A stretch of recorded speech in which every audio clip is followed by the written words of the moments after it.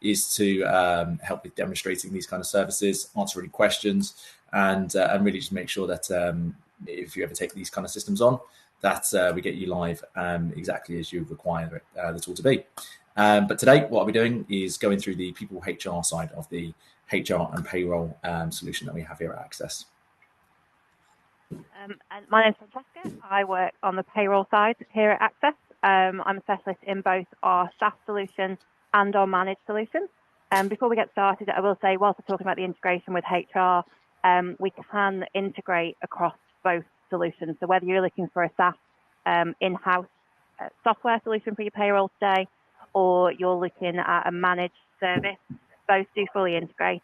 So that all that lovely data that comes from your HR system will go through to your payroll as well.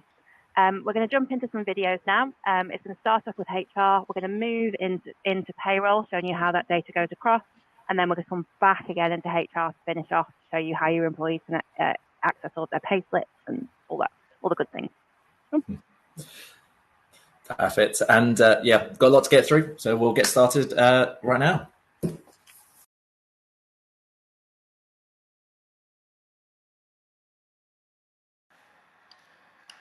Okay, so what I'm going to do is go in here and amend somebody's pay. So let's just say we were to go into Brad Pitt. So, okay, I'm logged in as a HR person here, so I've got full access into their HR profile.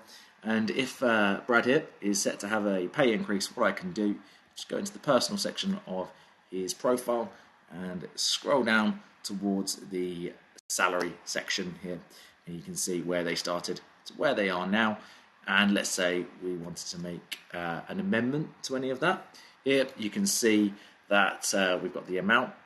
So here for this person there on salary, paid on a monthly frequency, and the amount of 33,000. So if I was to amend that here, that would auto sync straight into the payroll database without me having to manually intervene. As well as also, if I was to add any new deductions, so this is ongoing deductions. So examples could be things like a cycle to work scheme, gym membership, healthcare, whatever it may be, that is going to be an ongoing deduction for that person. So I just put in that as 2,000. So you can either do it as a fixed amount or as a percentage of salary, whatever it would be more appropriate depending on the kind of benefits that you have available there. And here you can see now I've got the healthcare level 1, which is 2,000 across the annual period. So what will happen now is once I save this, that will sync across to the payroll database as a revision. So when it comes to processing the payroll, it will make sure that that amount is being deducted each month there into the total of 2,000 across the 12-month period. And as I say, if I was to update this as well to 33,500, then again, once I save that, that will all sync across to PayCircle, ready for the next pay run.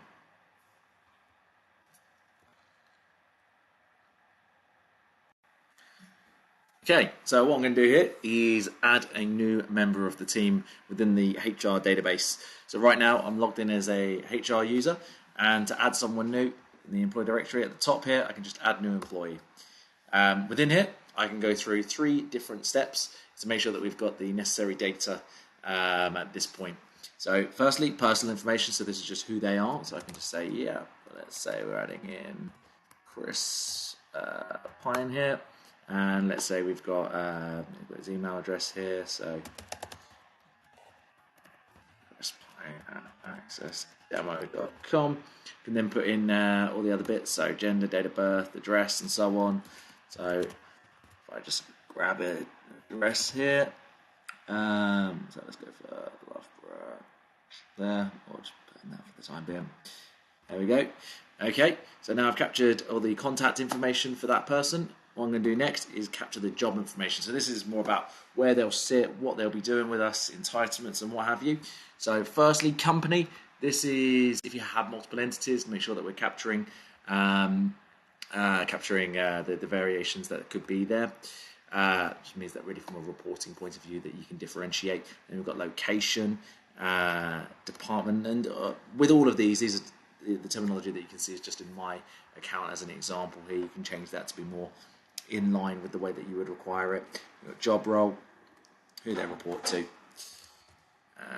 and those 5 come with every account, so company, location, department, job role reports to, but then you can add in a few additional bits, such as I've got here, are they PAYE, CIS, sickness record types, that's if you want to capture if there are maybe different sick pay rules, things like that. And then in terms of how it will sync with the payroll, here you can see we've got payroll company, and by doing that, that's just going to make sure that it syncs across into the payroll database. Now, I've only got the one in there, but if you have multiple PAY references, then it just means that you can make sure to allocate them to the correct one. Then what we can do is capture the leave entitlement. The way that will work here is it will look at what this person is contracted to do with us. So you can predefine as many different working patterns in there as you need to, whether it's a simple Monday to Friday, Monday to Wednesday, maybe a multi-week pattern, maybe something a bit more complex like a 4 on 4 off, whatever it is. What it will do is look at what that is in terms of the contracted hours that we're assigning them. And here you can see that in my account, full-time is recognised as 37.5 hours. If they do that 37.5 hours, they'll get 25 days. And right now, that Monday to Friday, 9 until 5:30 is exactly that, 37.5 hours. So it's 100% of the full-time amount. So next year, in a full year, they'll get that 25 days, whereas this year, it's just prorated that down to 20.5 as they're starting on the 8th of March in a January to December year. Then we can capture the salary. Doesn't have to be salary though. If they're on more of an hourly rate, daily rate, we can make sure that we're capturing that. And again, this will all sync across into the payroll. So let's just set this 30,000. Then once we go to next, this is where all your new starter actions are. So once they're added, this would do things such as set tasks for them to complete. So maybe uploading things like driving license, right to work forms, maybe filling in a few different forms such as bank details, address, most contacts, all of those types of things. You can predefine what this list needs to look like in terms of what are the key things we need to make sure that goes onto their task list for that first time they log in.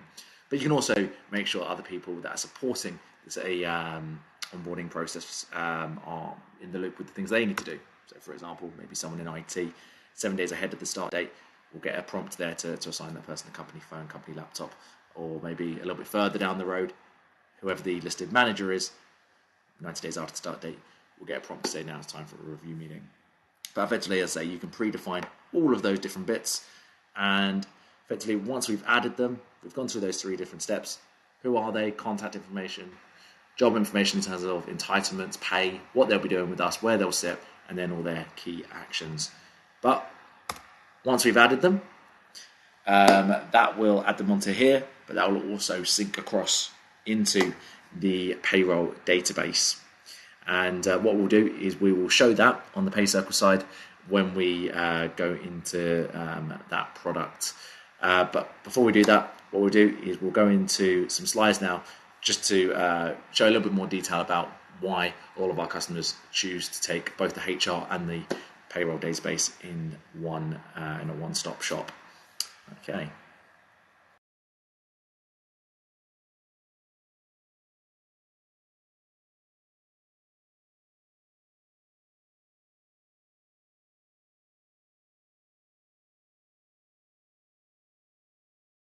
Okay, so what we want to do now is just take you through some background about why our customers chose to progress with PeopleHR and PayCircle, both in their own merit, but also very much as a collaboration of having everything under one roof. One of the key reasons is compliance. So very much a case of making sure that data is in a secure place and taking away any risk that's associated with that. Obviously, you may already know about the kind of risks that are attached to that, but just to remind that they are things in terms of if there are breaches in terms of your own staff data, it can be audit fines and it could be GDPR fines as well. And as I say, I'm sure you're aware of these kind of amounts that can be, but it's also the time that you have to lose in terms of going to tribunals and sorting out, answering any questions, and being in the world of HR and payroll, you're already up against it with time. So the last thing you want to do is have to take more time out of your day to focus on these kind of things. And it is that reputational risk.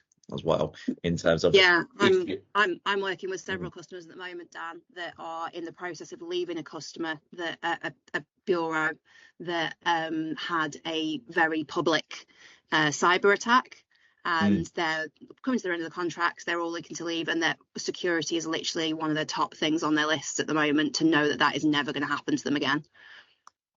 This is it. And it's one of those things that people will always think it won't happen to them until it does. And then when it does, you go down the rabbit hole, and then all of the time, the money that can be lost. So effectively, these kind of tools are to ensure that you have that security, effectively, that your data is in a secure environment, and it's giving you the tools to make sure that you manage all that data effectively. And legislation's always growing as well, so it is a case of these things are just getting more and more complex. So it's just a way to make sure that it's that you're covered in that space. But then time is something that all of people that work in HR and payroll are very short of, and effectively, by having these tools in isolation, you save so much time, but when you put them together, the time saving is huge. Effectively, you are taking away double entry, you're taking away and to make sure that things are up to date in both places, that there is one version of the truth. But effectively, it's when looking at these things, it's always a case of analyze it against your own time.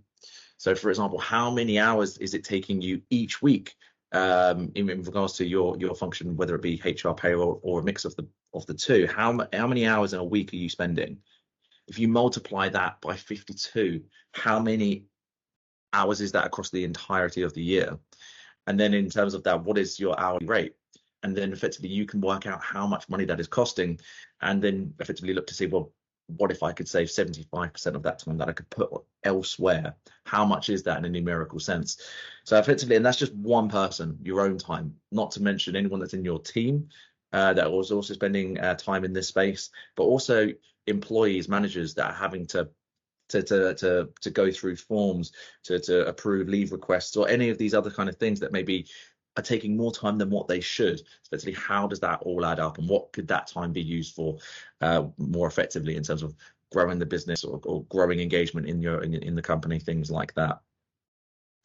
And then also in terms of engagement in staff, and effectively what that engagement means in terms of retaining staff.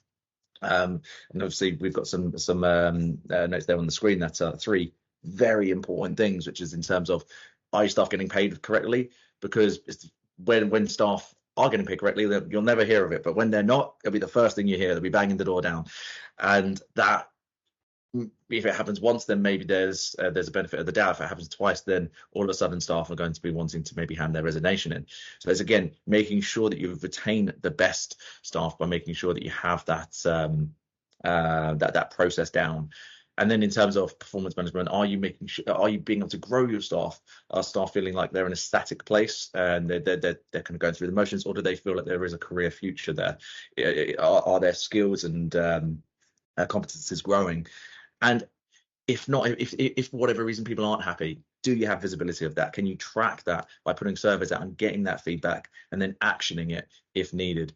And the reason that we find these things so important is because obviously you want to hold on to your best staff because they help the company perform, but also the cost of losing a member of the team is significant. And I think it's one of those things that can sometimes be easily overlooked, that the average cost to replace someone is £35,000 according to CIPD, and that is based on the process of having to go out to market to find new candidates, costs of agencies, job boards, things like that, the time that it takes to go through interviews, analysing CVs, going through a hiring process, and then actually getting that person up to fully fledged, fully trained, and hitting all of the metrics that you'd expect them to. The average cost is 35,000, and if for example there are 10, 20 up to 50 odd leavers, if again that number could come down by tracking disengagement, by making sure staff feel like they are appreciated, it can mean a lot of time saved but also a lot of money saved. So these are a lot of the reasons that we find are why people are taking on the systems. Obviously, there are a plethora of other reasons, but when we really looked at some of the most common ones, those are them. But what I'm going to do now is pass it to Fran to touch a little bit more in terms of how the two tools actually speak with one another. Thanks, Dan. So on one of those past slides, it did say that companies using an integrated HR and payroll system on average find that they're saving about 80% of the time that it takes.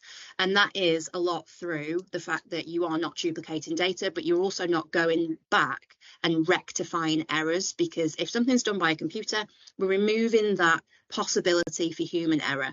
And when that's done, we are going to save ourselves time, increase accuracy, and generally just save ourselves a big headache. So the integration between PeopleHR and PayCircle is going to be really, really useful. Now, when we're talking about an integration, this is a fully managed integration. So that means that Access own both parts, and we own PeopleHR and we own PayCircle, and we're maintaining that integration all the time. So unlike third-party APIs where there's a chance that it could go down, that's not going to happen when you're looking at two fully integrated solutions like we're discussing today. Dan, if you could just move to the next slide for me. So Dan showed us at the very beginning of this demo, and entering a new starter, updating some information about an employee. And we're going to go into a short demonstration now of PayCircle where we can see that information come through, what that looks like, what we can do with it, and also other options of things that we can do between the two systems to make sure that we've got a nice standardized process of HR and payroll with an integrated system. But talking about the current integration, we are in V1 of our integration at the moment. V2 is absolutely imminent. We've been promised it by the end of Q3. So anyone that's looking at this moment, if you came to me or Dan and asked for a full demonstration, by the time that you're up and running with the systems, V2 is probably there. So V1 at the moment, in the bottom line, everything that is shown with the green arrows is fully integrated at the moment. So that is all your new starters, leavers, employee changes, salary details, all that kind of stuff. All is going to come through from PeopleHR into PayCircle. As part of our updated integration that's coming through shortly, we'll also have timesheets and absence data as well coming in from PeopleHR. So that's a lot of your variable data happening as well.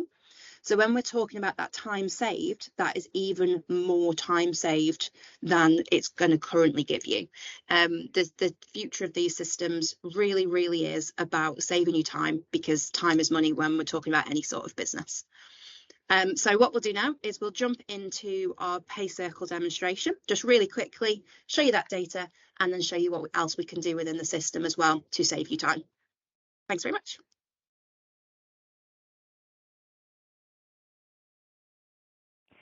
Well, so opening up PayCircle, when we log in, we come to our dashboard, and this is going to give me a quick overview of everything that's happened. And you can see here that Chris Pine has been added to the team 7 minutes ago by a PeopleHR event. So this is through the integration. It's telling you what happened, when it happened, and who by. So you can see changes that I've made as well. I've been approving payrolls. You can see changes that have been made to the integration. You'll also see, as I'll show you in a second, you'll see changes that have been made by other colleagues as well, or automatic calculations that PayCircle have done.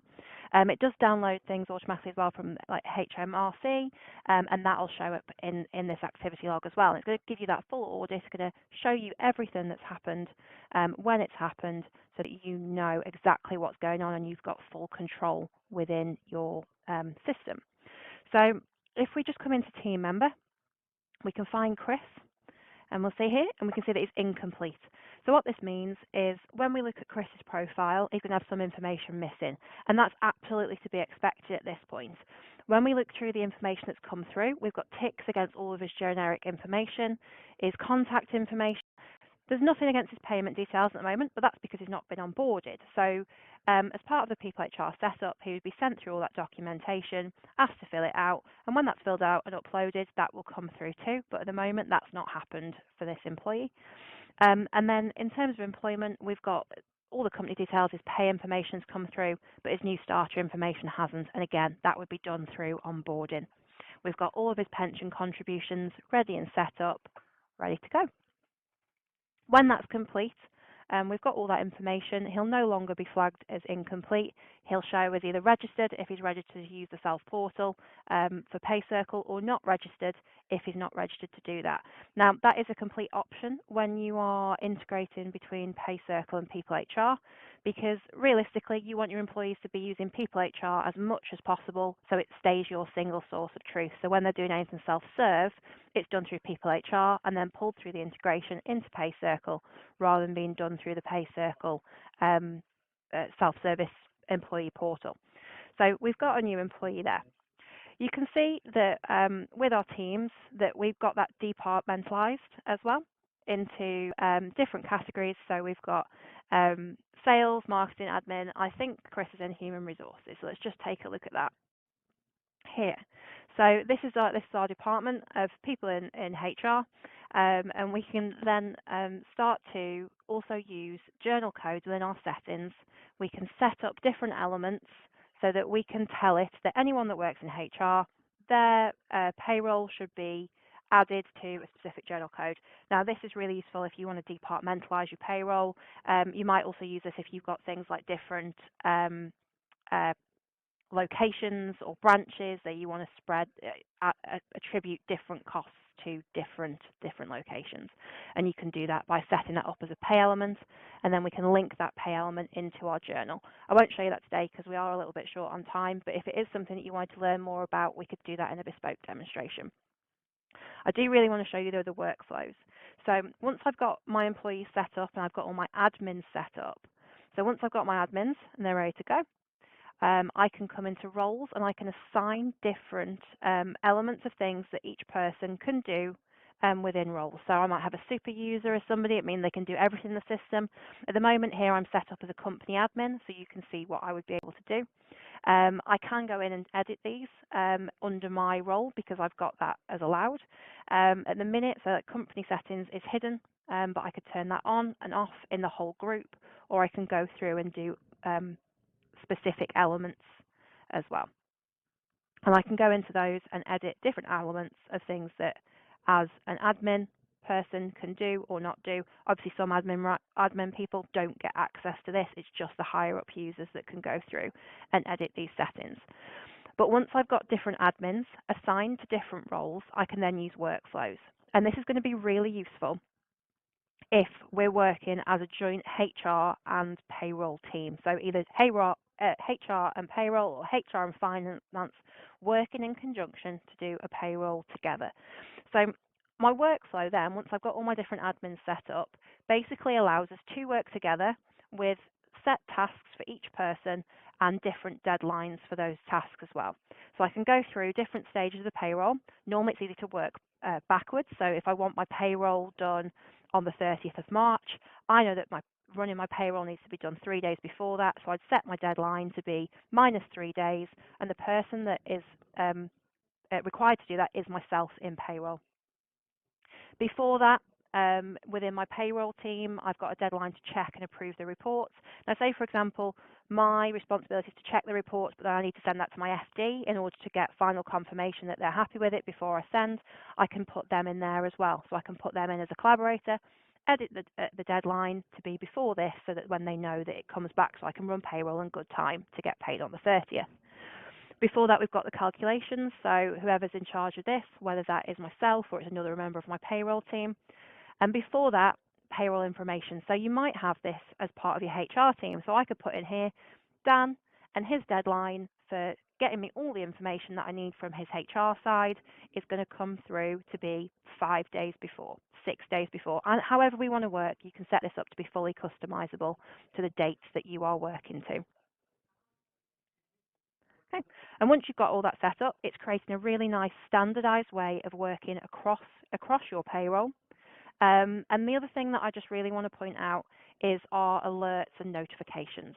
So where I've got my payroll team at the moment, if I just very quickly go into run a payroll, obviously I'm not going to add any information. I'm not going to put anything in about any of my employees, but it will flag up that I've got changes.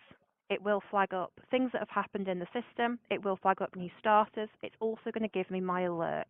Now, this is a demo site, so obviously a lot of this is just to show you information. We would never ever as HR or payroll people condone this, where you've got things like incomplete profiles, where we've got over the state pension age, for example. So these people are enrolled into a pension, but they're unable to make contributions. This will also flag up any instances of being below the national minimum wage, national living wage. It will give me all of the things that I need to do and look at, and it will tell me that upfront so that I can look into these aspects. Once you've run your payroll, PayCircle will generate some payslips.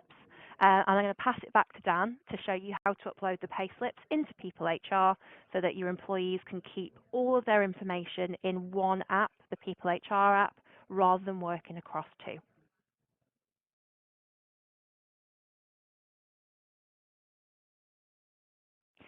Brilliant. So opening up PayCircle, when we log in,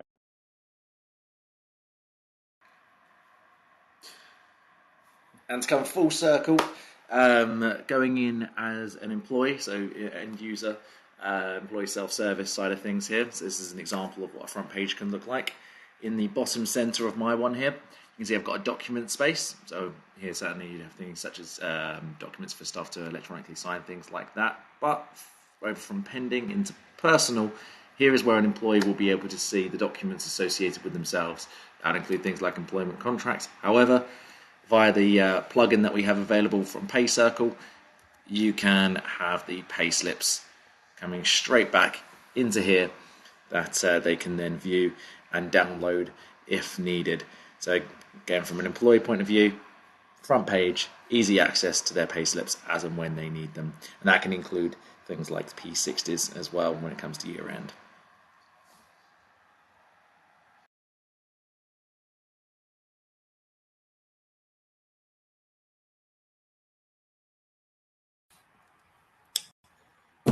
And just to touch on as well that what we've gone through today is very much on the HR and payroll side. However, that's just two elements of what we have in what we would call the full people suite available through Access.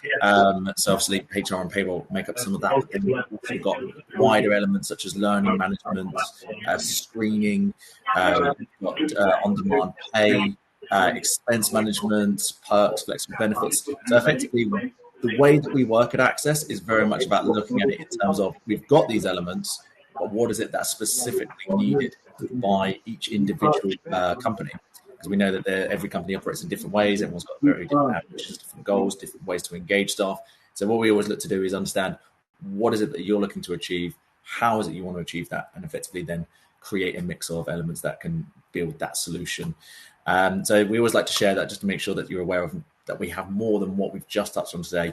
And if you did want to learn more, then certainly what we can do is get a call scheduled in with you directly to find out a bit more about what it is that you're looking to achieve.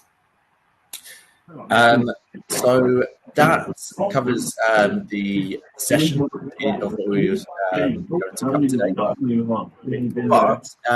what we'd want to do before we wrap up is just go through some questions to make sure that if there are any questions out there that we can get those answered for you. So let's have a look. What do we have in terms of questions? I can take the first one, Dan. So the first one says, if starting a few months into the financial year, can historic pay data be imported? Yes, of course. For both the solutions, you can enter your year to date, so you can start off at any point. You don't need to get your payroll software or a new managed service in April. It doesn't need to coincide with the new tax year. It can be whenever. Perfect. And in terms of the second one that I can see there, how can you track when key compliance documents need to be replaced? So yeah, absolutely, a very key one. So with that, if you have any documents, right to work forms, DBS, background checks, all the way to training records or whatever else it may be, MOT training records, effectively what you can do is have it that there are alerts scheduled around those. So 7 days before, 30 days before, however much of a window you want to have there could be a notification to notify either HR, the individual's manager, or a mix of any of those three to make sure that if something needs to be actioned and replaced, that it doesn't slip by unnoticed. And we are 40 seconds over time. So if anyone else has asked any questions, we will get back to you, or a member of the team will get back to you via email and get in touch, so that we can definitely get you the answers. I know we've got a few more than we've had time for today because it is such a vast subject of going through 2 softwares and an integration. But thank you all so much for your time. I hope it's been really valuable, and someone will reach out if you've asked any questions, or if you want to continue this conversation, to scan the QR code that's on the screen at the moment, and we'll get to you as soon as we possibly can. Thanks very much, guys. Thanks very much.